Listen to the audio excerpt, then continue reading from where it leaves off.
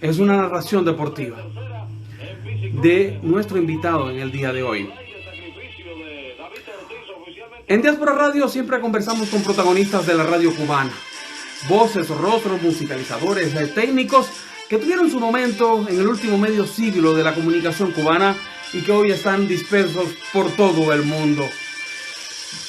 Buenas noches, este es el noticiero aquí Rebelde desde La Habana, Cuba.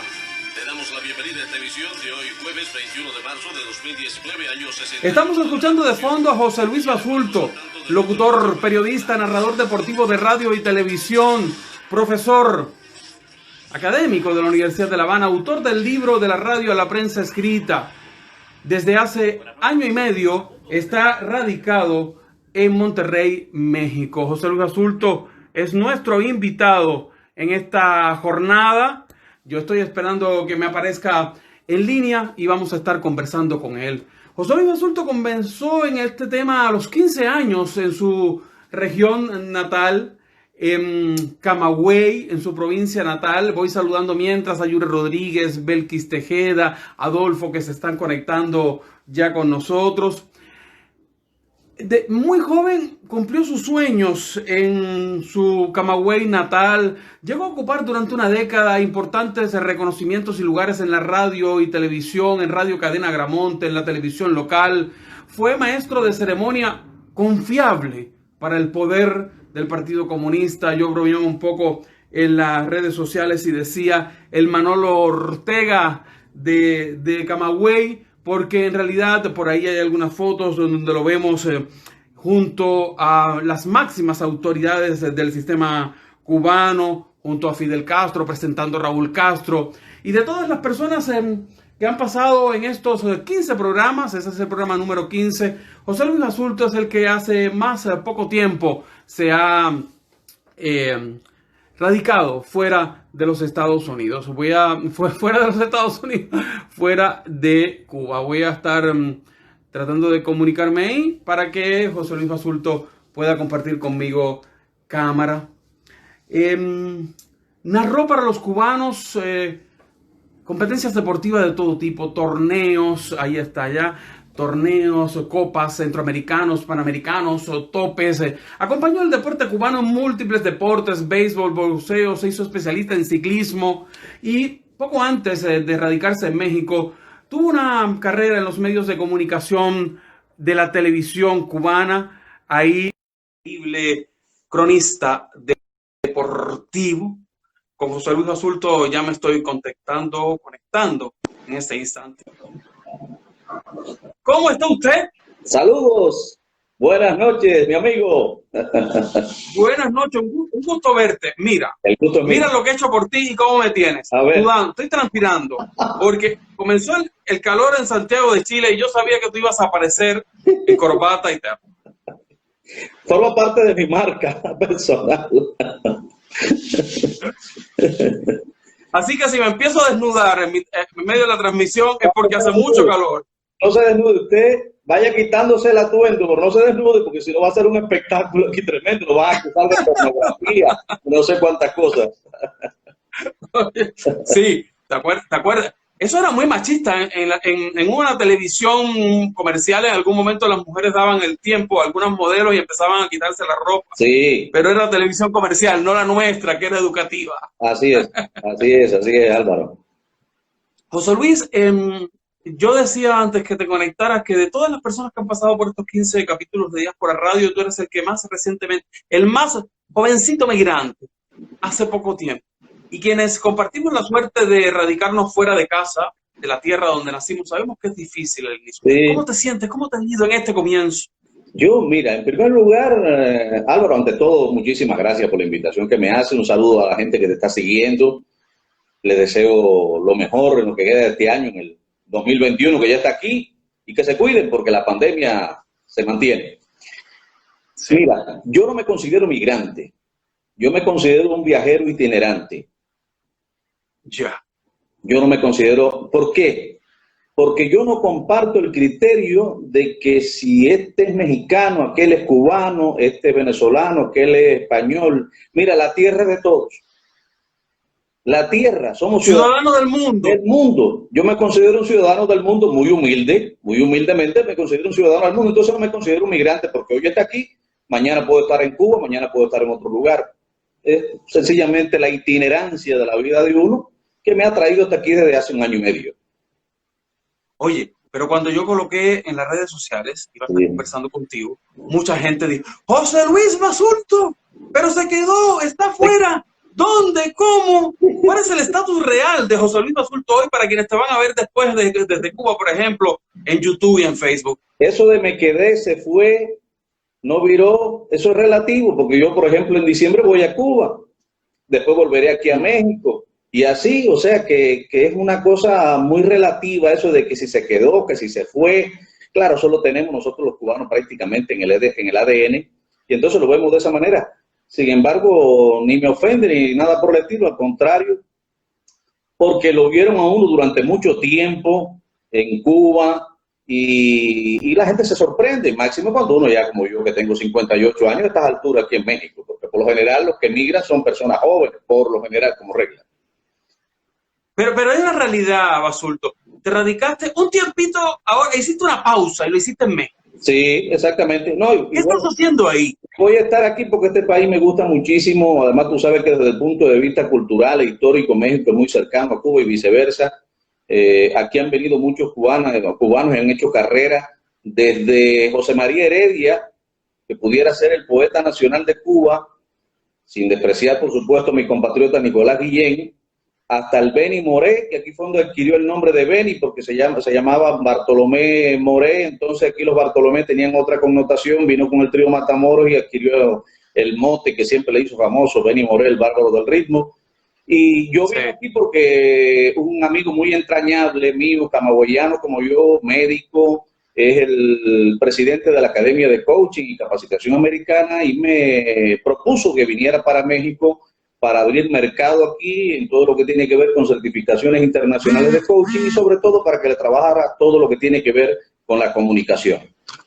Y en eso estoy. Perfecto. Estoy dirigiendo el canal de la... Mi pregunta para quién le entiende eso, ¿por qué un hombre que viajó con el deporte cubano y que estuvo en lugares que eran envidiables, entre los mismos periodistas y entre los cubanos, en Europa, en países más sofisticados, tal vez económica y socialmente, que viajó por todo el mundo, decide quedarse en México? ¿Y por qué ahora? Yo, mira, mi primer viaje fue a Palma de Mallorca, España, el segundo polo turístico de Europa, en el año 1999, los Juegos Mundiales Universitarios.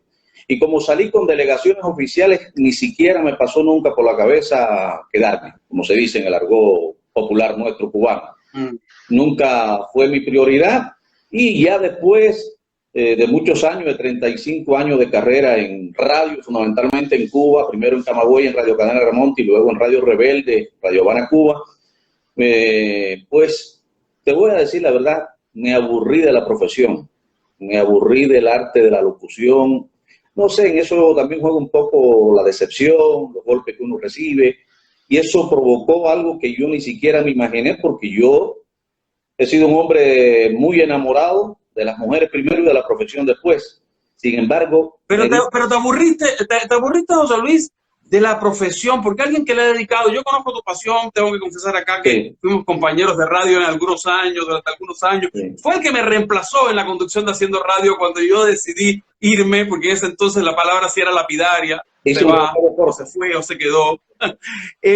Un hombre que amó tanto a su profesión, ¿se aburrió de la profesión o te aburriste del contexto en el que tenías que ejercer la profesión? Yo pienso que del contexto de estar haciendo lo mismo todos los días sin ver perspectiva de hacer algo diferente, yo me di cuenta de que ya no era un hombre de estar haciendo noticiero todos los días, ya lo había hecho tantas veces. Yo realmente mi proyecto de programa fue uno que hice en Radio Habana, Cuba, del cual surgió un libro que después hablaremos de ello, que era formalmente informal, un programa muy conocido que hizo Orlando Castellano y toda esa generación. Claro, todos los que hicimos radio, los que amaron la radio, conocieron el nombre de Orlando Castellano. La semana pasada decía aquí Solano, el periodista de radio más integral y mejor que ha tenido la historia de la radio cubana, y el programa Formalmente Informal fue su proyecto, lo creó él. Tú tuviste el privilegio de hacerlo. Yo hice Formalmente Informal casi 2 años haciendo entrevistas a personajes de la sociedad cubana, lo mismo un atleta que un entrenador, que un científico, que un artista, que un pintor. Estuve 2 años haciendo ese programa y de allí salió entre ese y otra revista informativa que yo hice que se llamaba Nuestra América, ya no existe.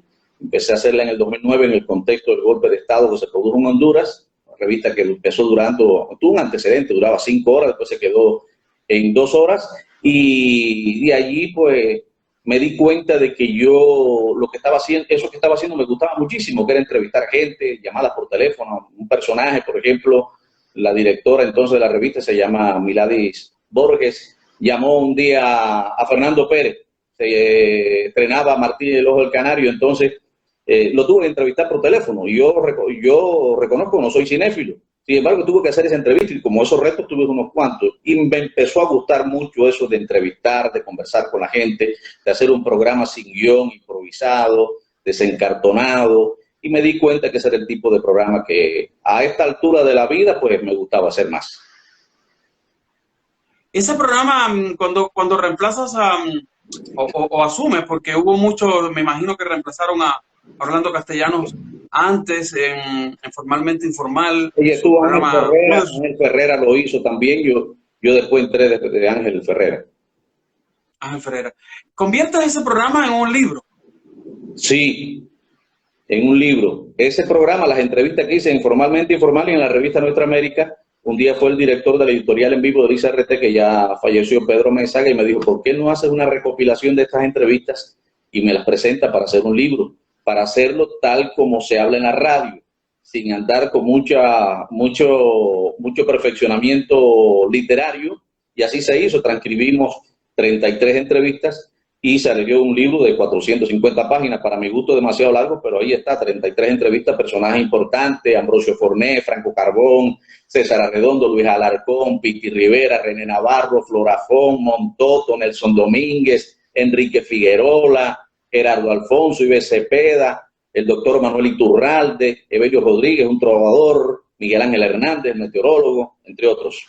Oye, seguramente vamos a volver a esta etapa en algún momento de la conversación, pero yo quiero irme, porque antes de todo esto, antes de posicionarte en los medios nacionales más importantes del país, como Rebelde, Habana Cuba, Voice Internacional, la televisión cubana, tú hiciste una larga carrera en Camagüey. Y ahí lograste la confianza de las autoridades del poder, las máximas. Yo creo que un poco si era el Manolo Ortega del Camagüey. Hablemos un poco de esos 10 años, de esa década en la que un guajiro llegó a posicionarse como rostro y voz de los medios locales. Exactamente. ¿Cómo llegas? ¿Cómo llegas ahí? Yo terminé el servicio militar general en el año 1983 y cuando salí, estando en el servicio militar general en el 82, conocí a Franco Carbón y por medio de un amigo de la unidad, un compañero mío, yo me pasaba la vida preguntando, ¿conoces a algún locutor? Porque siempre tuvo la vocación de ser locutor hasta que me encontré con Tomasito, me dice, yo soy amigo de Franco Carbón. Digo, háblale Franco Carbón, que hay un camagüeyano, un muchacho joven, tenía 19 años y quiere ser locutor, y un buen día Franco me mandó a buscar a su casa. Había un Juventud Rebelde encima del sofá, me dijo, vamos a ver que para ser locutor lo primero que hay que hacer es saber leer bien, a ver si tú lees bien. Le dije, citado, yo era un ciclón leyendo muy rápido. Dice, óyeme, tú hablas más rápido que yo, pero eso tiene solución, sabes leer. Y ahí empezó a darme clases, y entonces él tenía un programa en Radio Liberación que se llamaba Fiesta en el Aire, y yo, la única salida que yo hacía a la unidad era los domingos, porque yo no tenía familia en La Habana, era los domingos a Radio Liberación a ver Fiesta en el Aire. Me subía para el escenario Franco Carbón, que tú sabes que era débil visual, y me decía, dime qué tema que viene ahora, y yo le decía, yo con mi gorra de guardia en la mano, sentado ahí arriba, y la gente diría que era el guardia de aquí, será escolta de Franco Carbón. Y hasta que llegó el año 83, agosto del 83, me desmovilicé del servicio militar, como no tenía posibilidad de quedarme en La Habana. Incluso yo estuve gestionando para que Franco me había resuelto en Cadena Habana para quedarme como custodio, para poder entrar. Yo estaba dispuesto a entrar como lo que fuera, lo mío era entrar a la radio, pero me tuve que ir para Camagüey. Y un vecino mío, taxista, que tenía una novia al lado de mi casa, lo que se conoce en Cuba como una querida, Orlando Fonte, que ya murió, lamentablemente, me dijo, oye, yo llegué a coleccionar 15.000 periódicos, leídos casi todos en voz alta. Me sentaba en el portal de mi casa, pero de una familia extraordinariamente, profundamente humilde, venida del campo a la periferia de Camagüey, un reparto que se llama La Esperanza, en la carretera que va a Santa Cruz del Sur, en las afueras de la ciudad, y me pasaba la vida leyendo periódicos. Por lo general siempre me gustó estar muy informado y era diexiste, yo ni me había dado cuenta, porque yo era oyente de todas las emisoras de onda corta que entonces existían, que ya casi no hay ninguna, porque ya no tiene sentido la transmisión de onda corta. Era oyente de La Voz de los Estados Unidos, oía todos los locutores cuando tenía tremenda programación, La Voz de los Estados Unidos, Juan Sagreni Chile, Beba Cardona, Roland Maza Ferreira, bueno, por ahí para allá, todos los oía. Y yo imitaba a esos locutores, hasta que ese amigo, Landy le decía, habló con otro amigo de él en la emisora, que era operador de audio, el control maestro de audio, Nené Agüero, Caragüero Sosa, y le dijo, tráelo. Y me llevaron un buen día, con 21 años recién cumplidos, a Adena Ramón, que yo acababa de salir del servicio militar. Y entonces, la responsable de capacitación dice, va a comenzar un curso de operador y editores de audio, pero ya la matrícula está completa. Lo único que yo había tenido electrónico era un radio taíno de aquellos chiquiticos, que era donde yo veía las emisoras. Yo no sabía lo que era una grabadora, no tenía absolutamente, en mi casa no había televisor. Y entonces digo, ¿y puedo venir como oyente? Porque yo acabo de movilizarme del servicio militar. Y dije, sí, pero sin compromiso. Digo, no, sin compromiso. Y yo empecé a ir a la emisora por la mañana, cuando que tú te acuerdas que eran las cintas, Orgo y Sony, Extraplay y aquella cosa. Y empecé yo de oyente en el curso para no cansarte y no cansar a los que te siguen y a los que nos están viendo. A los 6 meses, el mejor resultado del curso lo tuvo este servidor, humilde servidor. Me quedé en la cadena. Sí, no había plaza, Josefa Bracero era la directora de la emisora, lo que había era una plaza de ayudante de taller de mecánica y de carpintería. Y entonces me dieron esa plaza donde empecé ganando 106 pesos con 50 centavos. Que fue empezaste en la radio de carpintero, mecánico, después te hiciste operador de sonido. ¿Cómo alguien que viene del mundo militar, que entra a la radio en lo que se pudiera entrar, deriva en el mundo del deporte? ¿Por qué el deporte?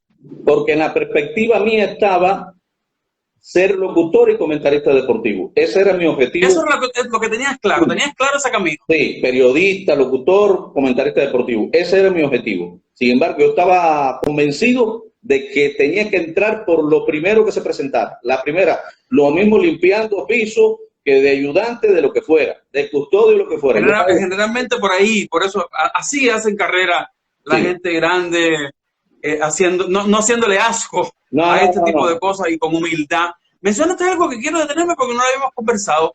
Fue tu jefa, Josefa Bracero, cuando no había llegado todavía a ser la vicepresidenta nacional de la radio cubana. ¿Qué tal era como jefa en regiones? Porque yo tengo la experiencia de jefa nacional. Era excelente directora de emisora provincial de radio. Estaba al tanto de todo. Era una gente que conocía de radio. Estoy hablando del año 1983-84. Conocía de radio y tú estabas, por ejemplo, yo era operador del control maestro de Radio Cadena Ramón, de programación en vivo. Me equivocaba en algo, si ella por el dolbar. ¿Qué pasó allí? ¿Por qué dio un patinazo esa cinta? ¿Por qué entró fuera de revolución? Y eso hace una falta en la radio, hermano, en cualquier cosa hace una falta tremenda y José ha perdido. Y Josefa fue magnífica directora de programas de Radio Cadena Ramón, sin lugar a dudas. Era locutora también. Locutora también, hacía programas, escribía, sí, era una gente integral. Además, graduada en periodismo. Sí, la radio se convirtió con dirigentes que son cuadros políticos y no profesionales, la verdad. Sí, así mismo. Oye, en esa época en Camagüey, eras maestro de ceremonia de todos los actos políticos importantes. Sí.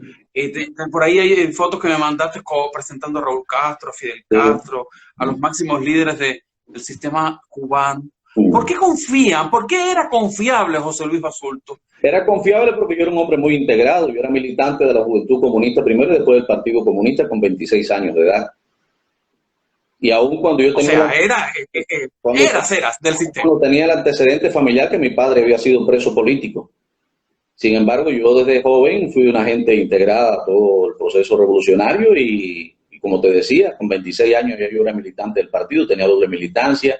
Y mi actitud, yo nunca fui un hombre descarriado desde el punto de vista social, fui un hombre muy integrado a las leyes, muy respetuoso de las leyes, y eso lo va ganando uno en la medida que va pasando el tiempo. Y fui 10 años maestro de ceremonia de veladas culturales, de actos políticos, de la provincia de Camagüey, lo cual me gustaba hacer muchísimo, lo hacía con muchísimo gusto. Incluso yo, como siempre, estuve al tanto de la política y de todas esas cosas y seguía con... ¿Sabes que alguien me contó, José Luis Basulto le ayudó en su llegada a La Habana, que en Camagüey alguien de La Habana lo vio?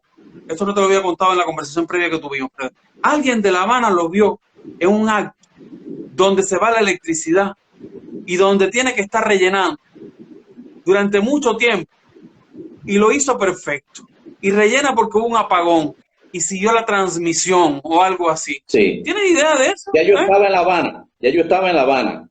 Eso ¿tú estabas en La Habana ya? Sí, yo estaba en La Habana. Yo fui invitado, fui como jurado al Festival Nacional de la Radio que sesionó en Camagüey, y en Camagüey me invitaron a que a la ceremonia final, que se hizo en la Plaza de San Juan de Dios, allí donde estuvo tendido el cadáver del mayor Ignacio Gramonte, se hizo el acto final de entrega de los premios, una ceremonia que se transmitió en vivo por Radio Progreso, y yo era uno de los conductores del espectáculo, y en un momento determinado que está hablando un colega o dos colegas que estaban conmigo, se va una fase de la corriente en un lado de la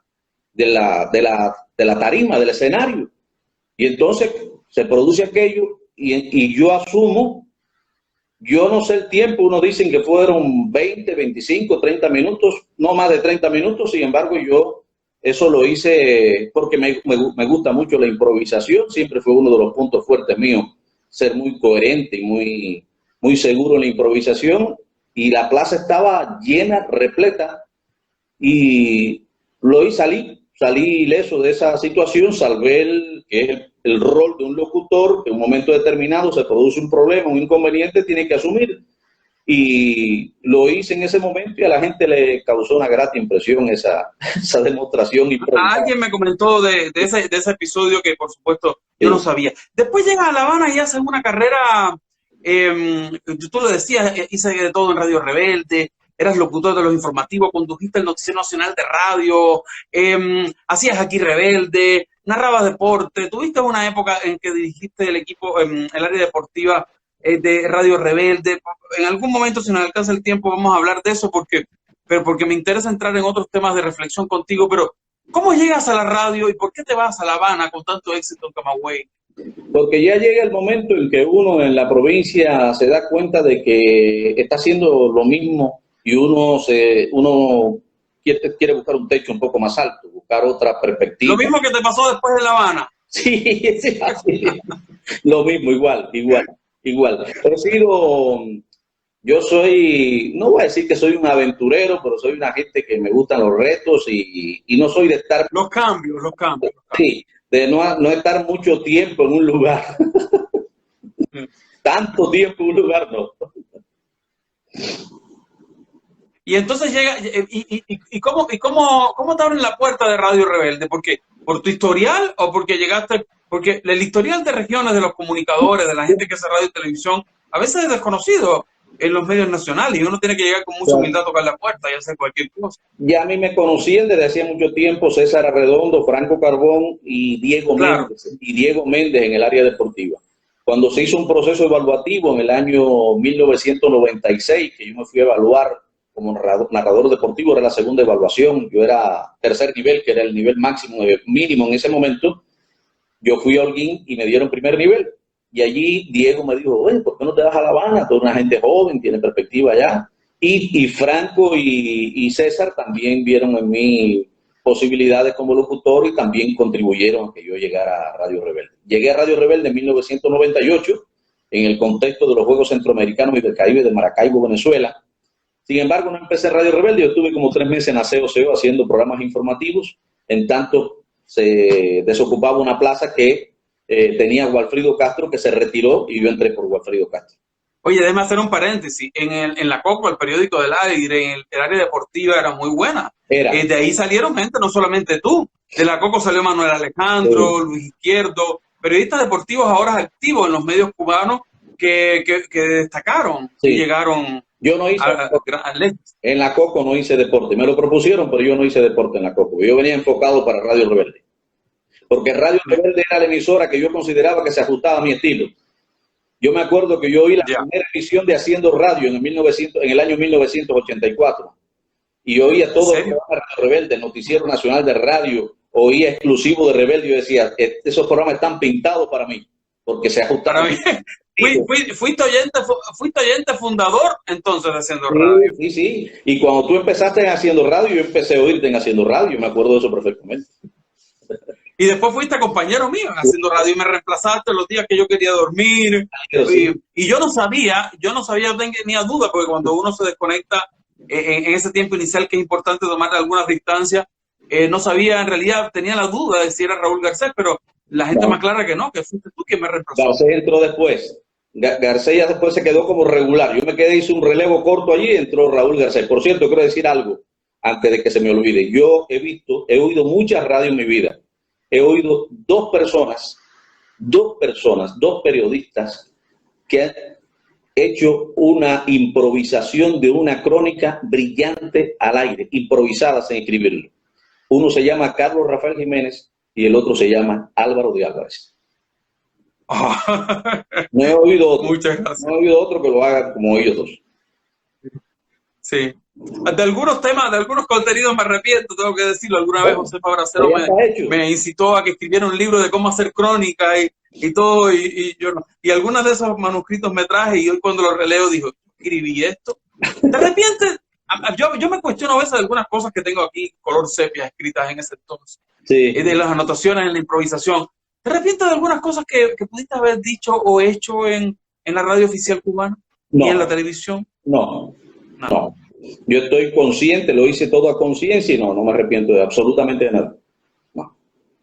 Y siempre... Oye, ¿por qué te preguntaba de esta llegada a La Habana? Porque me interesa entrar en un tema contigo, porque tú eras locutor, tú eres periodista, después adquiriste tu categorización docente, hiciste el máster, pero hiciste algo que me parece muy interesante, que es el currículo para la formación de narradores deportivos. Porque los narradores deportivos salían o de la escuela de periodismo donde no había especialización, o venían de otro lado, pero no había una formación del narrador deportivo. ¿Por qué y cómo te involucras en eso?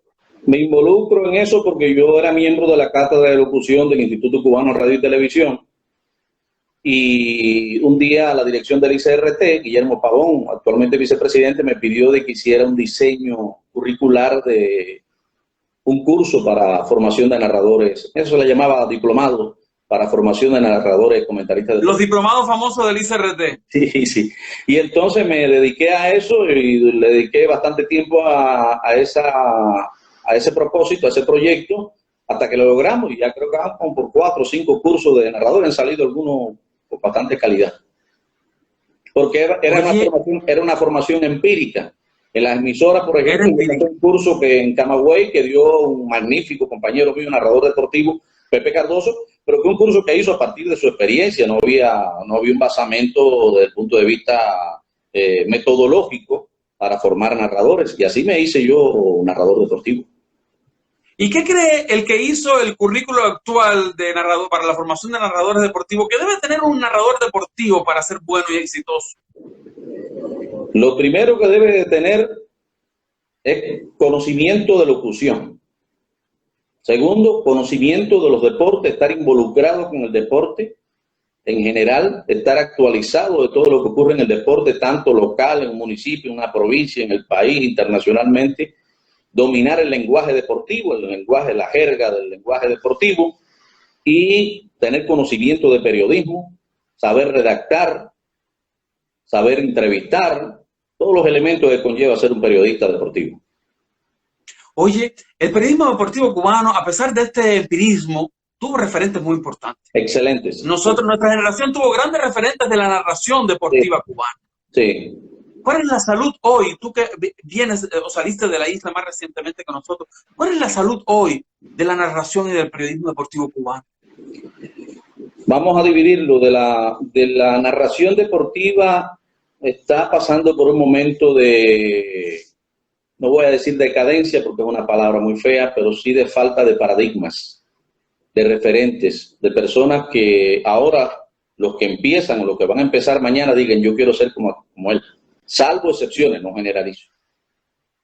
Yo creo que hay una pérdida desde el punto de vista cualitativo, desde el punto de vista profesional. Hay una falta de identidad en el rol del narrador deportivo en la radio cubana y en la televisión también. Y en este momento tú no puedes decir, fulano de tal es bueno. Hay narradores buenos en Cuba. Renier González, tremendo narrador. Es un narrador muy bueno. Era de radio, está en la televisión hace mucho tiempo, un excelente narrador. Hay narradores que son muy técnicos. No tienen el ángel que tenía Bobby Salamanca, que tenía Héctor Rodríguez, que tenía Eddie Martin. No tienen ese ángel, esa impronta que la gente dice, ah, me encantó, me puso los pelos de punta esa narración. No, ya eso no es tan común ya. Según tú, Basulto, estás metido en el mundo del deporte durante tantos años en Cuba. ¿Cuáles son los grandes narradores del deporte cubano? Figúrate, desde Felo Ramírez, hablando de que tuvo gran parte de su... Felo Ramírez, que se convirtió como en la voz de los Marlins en los Estados Unidos. El papá. Felo Ramírez, Bobby Salamanca, Eddie Martin, Héctor Rodríguez, René Navarro, narrador de eso de que todavía la gente está repitiendo de las cosas de las morenas del Caribe, muy creativo, un hombre muy creativo, muy estudioso del deporte. Además, Navarro, árbitro de boxeo, de baloncesto, dominaba el baloncesto a la perfección, el voleibol, sentó cátedra en el atletismo, sentó cátedra en el ciclismo igualmente. Y en provincia hay narradores de béisbol, ha habido narradores de béisbol muy buenos. Por ejemplo, en provincia Camagüey estuvo a Carlos del Canto, José Antonio Cardoso, en Holguín Ernesto Rondón Jorge, en Santiago de Cuba José Daniel Quevedo, que murió fuera de Cuba, Onel Caparrós, ya murió también, excelente narrador. En Pinar del Río, Julio Duarte Alonso, muy buen narrador. Normando Hernández de Villa Clara. Ha habido buenos narradores en Cuba, sobre todo de béisbol, ha habido excelentes narradores. ¿Por qué me separaste la narración deportiva del periodismo deportivo? ¿No un mismo profesional asume los dos roles o tú crees que hay especialización? No todo, porque el periodismo deportivo abarca la prensa escrita, que son los que escriben en los periódicos, los periodistas de redacción, tanto de la televisión como de radio, que no narran. Y entonces la narración es una especialidad dentro del periodismo deportivo, incluso es una especialidad de la locución. Es locutor deportivo, un locutor que narra, y por eso lo separé. En general, el periodismo, hay buenos periodistas en Cuba de deporte. Lo que ocurre es que ahora es muy difícil brillar porque el deporte cubano está en un momento de estancamiento, de decadencia muy grande. Y entonces, para tú hacer una buena crónica, hacer un buen trabajo, pues se necesita de verdad buscar, porque los resultados ya esos extraordinarios de los años 90, años 80, ya prácticamente no abundan. Te voy a hacer una pregunta que le hice a Joaquín Mulén cuando estuvo acá hace algunas semanas conversando conmigo, pero con él relacionado con la música, con la salsa. A ti te lo voy a hacer relacionada con el deporte y voy a graficarlo con esto. Yo era un pendejo, como dicen en Chile, un muchacho, inicios de los 90, estudiante, me colaba en la cabina haciendo radio para ver cómo se hacía haciendo radio, el programa también que yo soñaba.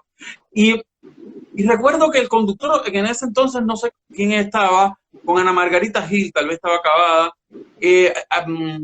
lo reemplazan por las vacaciones, 15 días. Sí. Viene a reemplazarlo Eddie Martin, nada más se me olvida. Eddie Martin y Ana Margarita Gil. Un dueto maravilloso. Y Ana Margarita no va un día a hacer el programa. Y Eddie Martin, que no tenía el training de las 4 horas continuas haciendo radio, porque en nuestros medios no hay propaganda, es todo el tiempo frente al micrófono, él lo hace solo. Y estaban, parece, los equipos del programa, de la dirección del programa, un poco preocupados. Me acuerdo que aquel programa terminó a las 9 de la mañana con Eddie, así como con adrenalina full, y todo el equipo aplaudiéndolo porque había hecho solo un programa de 4 horas de noticias, siendo que su gran carrera era deportiva. ¿Puede un narrador deportivo o debe, o es bien visto, o no, que haga noticieros? Se lo pregunté a Mulén en relación con la música, te lo hago a ti. Y te lo hago a ti porque tú hiciste noticieros tan oficiales como el Noticiero Nacional de Radio y narrabas cosas tan masivas como el béisbol. Te voy a hablar de mi experiencia primero te voy a decir una anécdota. Eddie Martin, cada vez que me veía, con el cual yo me llevaba muy bien, me decía, en Cuba hay dos. Se nos ha pegado ahí un poquito José Luis Basulto con el internet. Estamos hablando con uno de los Se cayó, locutores. Ahí se te despegó. ¿Me escuchaste? Se te pegó sí, un poco. Cuando te encontrabas con Eddie Martin, ¿qué te decía? Martin me decía a mí, en Cuba hay dos narradores, dos locutores, dos verdaderos locutores que son narradores deportivos. José Luis Basulto y Eddie Martin. Yo le decía, óigame, profesor, no al revés. Eddie Martin, en todo caso, José Luis Basulto. Decía él. Mira, la experiencia mía, yo me di cuenta de que no lograba una personalización en los oyentes, perdía a los oyentes, porque lo mismo aparecía narrando pelota que conduciendo Camagüey al Día o haciendo cualquier otro tipo de programa. A los efectos de lograr tú una identidad ante los oyentes, no es muy conveniente, no es conveniente.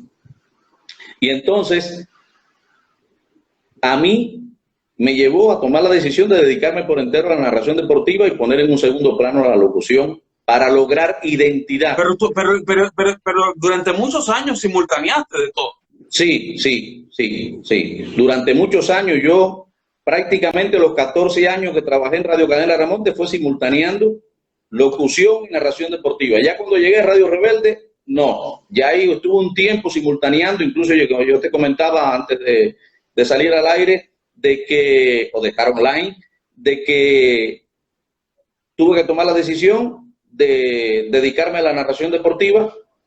Yo estuve haciendo 5 programas diarios en Radio Rebelde. Yo incluso vivía en Radio Rebelde. Yo viví 5 meses durmiendo arriba de una mesa allí en la redacción deportiva de Radio Rebelde cuando llegué de Camagüey, porque yo vine para casa de un primo de la que era mujer mía que vivía en Peñas Altas. Y allá tú sabes que haciendo radio, y apenas llegué, enseguida me soltaron haciendo radio. Entonces, ¿quién me iba a buscar a mí a 20 y pico kilómetros de La Habana? Nadie. Entonces yo dormía en Radio Rebelde. 5 meses estuve allí. Y al final tuve que dedicarme a la narración deportiva en esa etapa, y ya después, en la segunda temporada en Radio Rebelde, lo que hacía era locución. Ya quiero saludar antes que sigamos a Milka Fernández, que fue compañero nuestro en la radio y está desde Argentina, nos escucha. Dice que eres tremenda voz, todo mi respeto para esta voz, dice, en 3 minutos a la tarde. Y también a las personas que están conectándose, Pilar. ¿Solamente por la imagen o la identidad entre los oyentes o también por la credibilidad entre los colegas? ¿Cómo era visto entre los pares narradores deportivos que tú fueras de aquí para allá haciendo programas?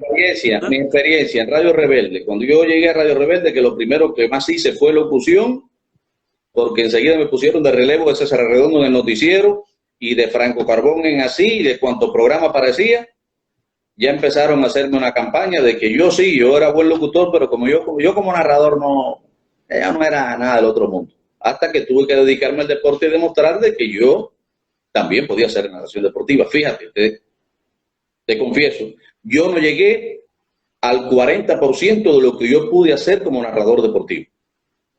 Yo no llegué al 40%. ¿Y por qué? No llegué al 50%. ¿Y por qué?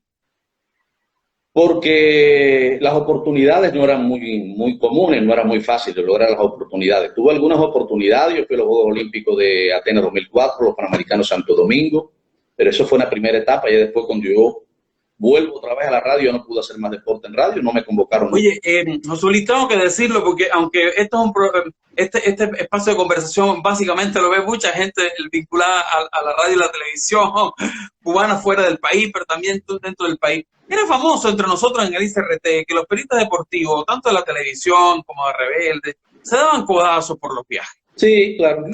¿Era tan así o era un comentario, era un mito? Es así, la realidad es así. El avión es muy tentador y entonces genera muchas actitudes que a veces son lamentables, y las viví en carne propia y no quiero volver a vivirlas nunca más, ni siquiera acordarme de ellas. No porque fuera... ¿Te bajaron algunas veces del avión? ¿Te bajaron muchas veces del avión? No, bueno, sí, una vez me bajaron, y justamente en el año 2002, en unos Juegos Centroamericanos, no fue el ICRT, yo sé quiénes fueron, Al final Cuba no fue a esos Juegos Centroamericanos San Salvador y me excluyeron de la delegación en ese momento. Yo sé por qué fue y lo sé todo. No fueron mis compañeros de Radio Te Rebelde. incluyeron, pero tuviste incluso una temporada dirigiendo, siendo subdirector de deportes de Radio Rebelde. Subdirector de Radio Rebelde de deportes, sí, un año. Estuve un año allí. Pero fue 2005-2006.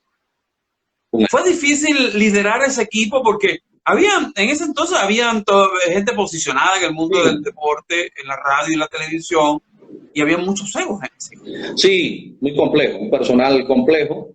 No generalizo tampoco, pero complejo. Me resultó. O sea, fue una mala decisión. Todos tenemos egos, tú, yo.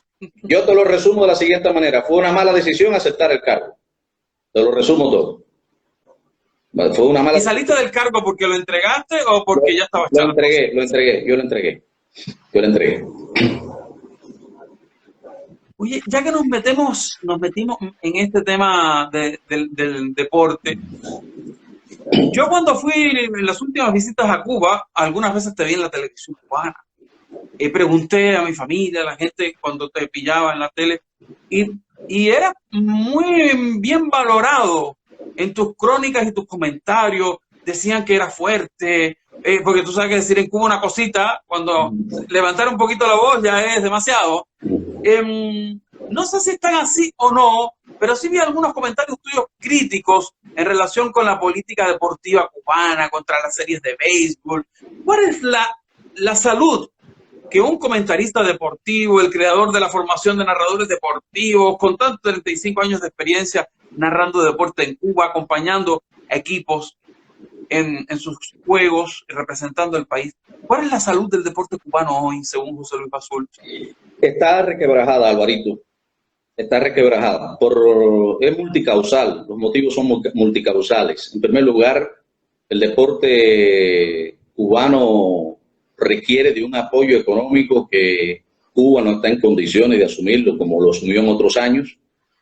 En segundo lugar, porque la generación de deportistas de hoy en día es la generación que nació en los años 90. Es una generación que se vio afectada por la alimentación y por todas las penurias y dificultades de aquellos años, de los principios de los 90. Es una generación que ya no tiene los mismos somatotipos de aquellos hombres y mujeres de hace 25, 30 años, 20, 25, 30 años. Eran personas muy fuertes, eran personas muy corpulentas. Ya eso no es la media en el deporte cubano. Y independientemente que desde el punto de vista estructural, yo incluso creo que en un comentario en la televisión, en el noticiero de televisión, yo convoqué al deporte cubano que hiciera una recapitulación, a que hiciera una reestructuración de la pirámide del alto rendimiento.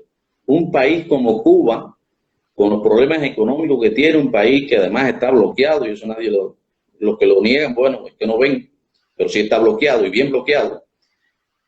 De dentro y de fuera. Sí, dentro hay bloqueo también, pero el de fuera es muy duro. Un país como Cuba no puede darse el lujo de tener una infraestructura deportiva como la que tiene hoy en día, que es la misma que tuvo hace 35, 40 años en otro contexto y en otras circunstancias desde el punto de vista económico. Entonces, ¿No ha habido la inversión necesaria? No, porque es uno de los hitos del sistema, el deporte. Como ha pasado en otras cosas, se demoraron mucho en tomar la decisión de abrirle las puertas a los atletas y que se contrataran, que no es la solución del problema. Yo pienso que eso lo que sí resuelve es la parte individual de cada atleta. Sin embargo, no es lo que va a resolver los problemas que tiene el deporte cubano hoy en día. Y otro aspecto que yo aprecio desde mi posición, desde las gradas, es que, sin generalizar también, lo repito, el compromiso y el grado de entrega de los atletas de hoy en Cuba no es el mismo que el de hace 25, 30 años, no es igual.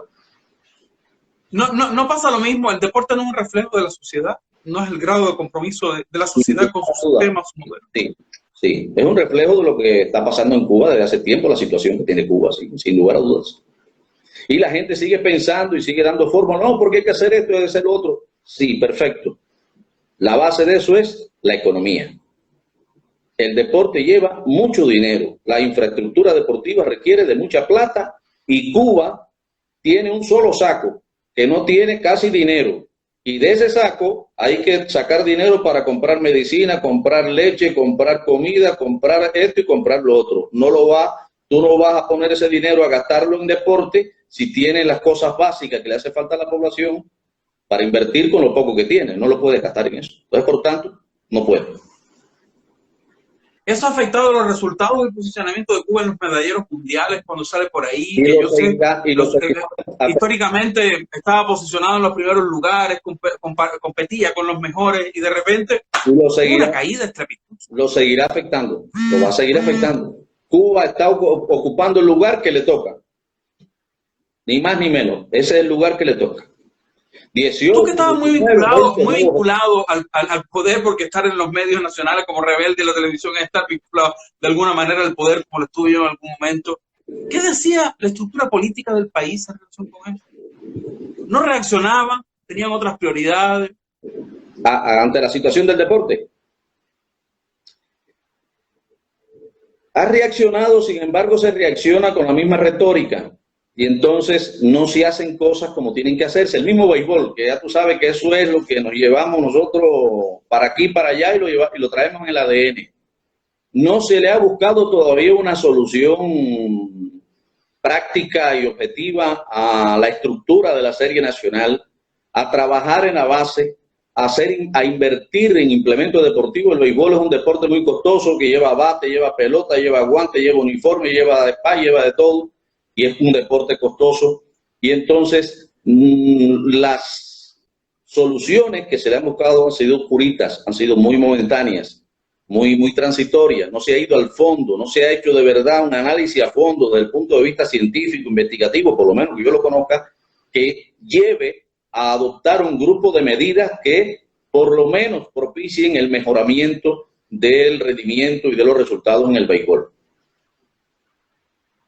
¿Se puede cambiar el béisbol sin cambiarse el modelo social y cubano, político, económico? Sí. ¿O una cosa va de la mano de otra? Sí, como ¿sí? Se puede, sí.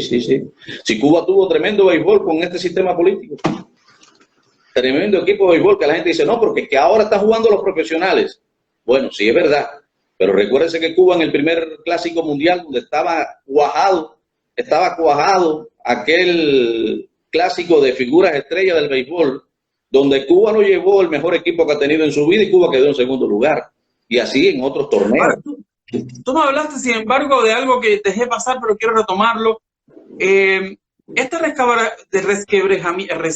resquebrajamiento del deporte y de la política deportiva cubana le ha dado más libertad a los deportistas para decidir qué hacer con su vida, porque antes, de alguna manera, si eras deportista de alto rendimiento, el dueño tuyo era el país. Sí, Cuba era tu dueño.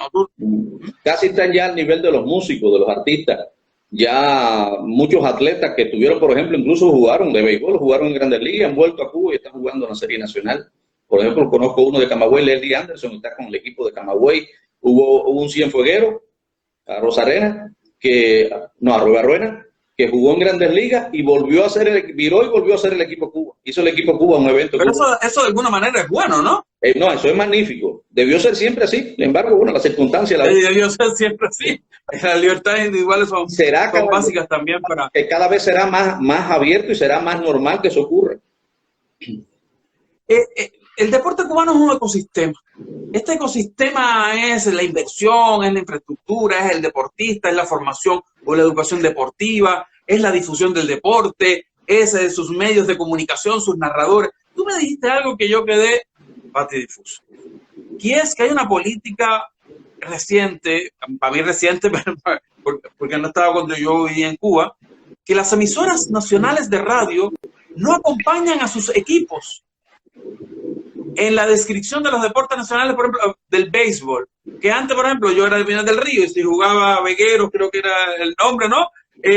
Radio Guamá transmitía el deporte de Vegueros. Eso ya no se hace. No, mira, yo soy del criterio que al deporte cubano en general y al béisbol en particular le falta un diseño y una proyección de comunicación, un diseño y una proyección comunicacional en todos los sentidos. Carece de eso. Tú ves los estadios y adolecen, carecen de espectáculo, carecen de visión desde el punto de vista visual, de un diseño bien pensado, de adornar, de engalanar los estadios como hay que engalanarlos. Y eso también hay que llevarlo a la radio y la televisión. Históricamente, la radio cubana, todas las emisoras provinciales de radio se guían a sus respectivos equipos. Yo tuve 10 años siguiendo el equipo de Camagüey por todo el país. Donde quiera que jugaba Camagüey estaba Radio Cadena Gramonte. Y así ocurría con Radio 26, ocurría con Radio Guamá. La conexión con José Luis, sí. Tu conexión a veces se enlentece. Parece que a veces te entran algunas llamadas. Si me escuchas, me dices. Ahí tenemos algún problema con la conexión de Basulto, si me estás escuchando y se puede mover. Este tema que me contaba Basulto lo había contado por interno justamente ayer, previo a la conversación que hicimos para esta entrevista. Y a mí me parecía, si quieres te desconecto, voy a eliminar a Basulto y lo vuelvo a invitar.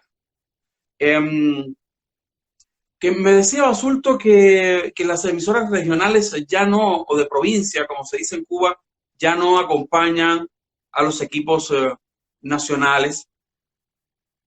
Yo estoy tratando de volver a conectarme con Basulto, que tuvo ahí un problema evidente con la conexión de su teléfono. Vamos a esperarlo en los minutos que nos faltan porque quería terminar esta conversación con Basulto hablando del futuro de Cuba, de los medios, tal como hablábamos, José Luis Basulto, que comenzó su carrera en Camagüey, llegó a La Habana e hizo mucha comunicación. Es evidente que no se ha vuelto a conectar, pero seguimos como gente de radio rellenando hasta que José Luis Basulto regrese. Tal como lo decía, fue periodista deportivo, locutor, me reemplazó y condujo Haciendo Radio, el informativo oficial, condujo el Noticiero Nacional de Radio junto a algunos locutores, algunos de los cuales están, junto a Junior Morales, junto a Jorge Luis Ríos,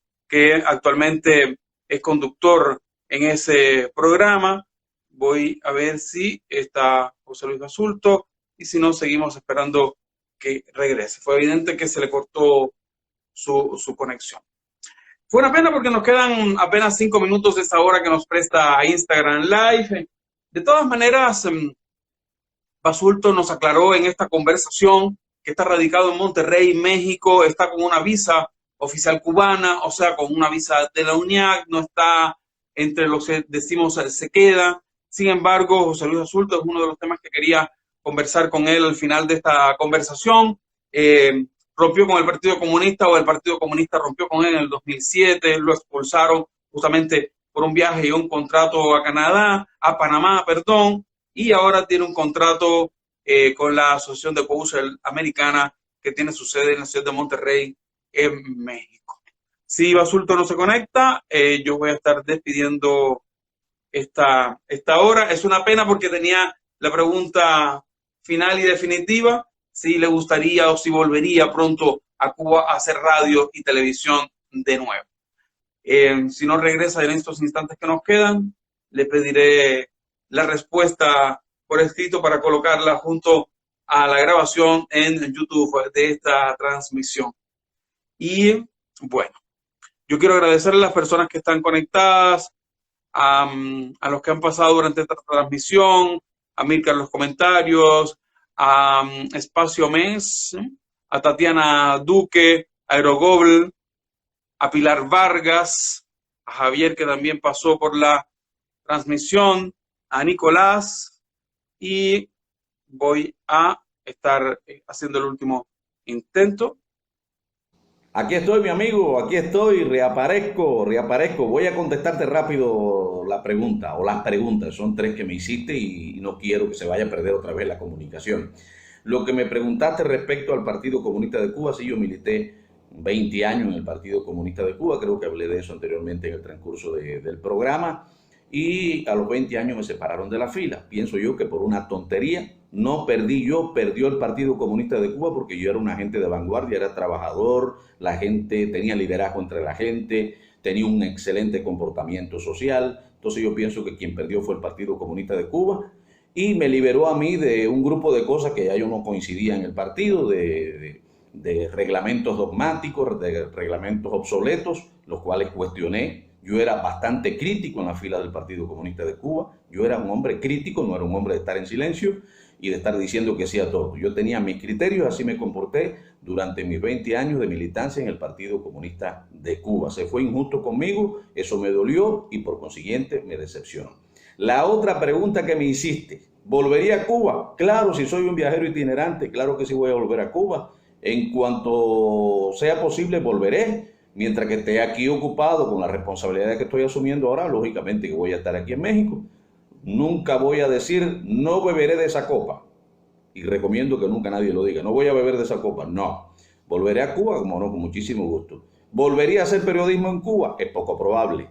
Es poco probable. Para mí eso es un capítulo pasado ya y es muy difícil, muy complejo que se dé la oportunidad de que yo vuelva a hacer periodismo en Cuba. Sería empezar de nuevo y a esta altura no tendría sentido. Son las cosas que pienso respecto a esas tres preguntas que tú me hiciste, Alvarito. Te agradezco muchísimo la invitación. Yo te dije antes de la entrevista que no soy un hombre con ángel para entrevistas, me han entrevistado pocas veces, así que si no eres el primero, casi que eres el primero. En una entrevista de esta dimensión, eres el primero. Una hora completa, eres el primero. Un abrazo para ti, mi hermano, un saludo muy respetuoso para todos tus seguidores, para todos tus televidentes y oyentes. Y por supuesto que les deseo lo mejor en este año que está por terminar y un exitoso año 2021. Así que los saludo con mucho gusto, buenas noches y nos encontramos en otro momento.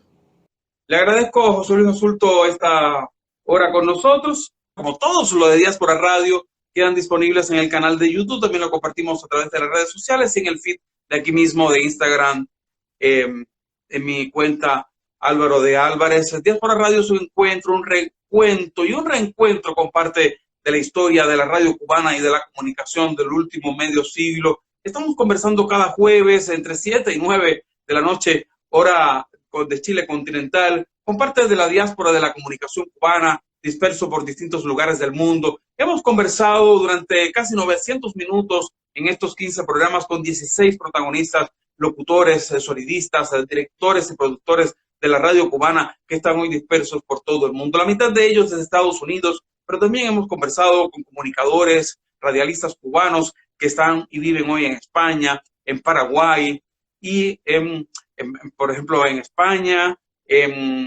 iba a decir en Belarus y en distintos lugares del mundo. Es que los cubanos estamos dispersos por todo el mundo. Somos una gran diáspora y la comunicación no está exento de ello. Muchas gracias a todos ustedes que se conectaron.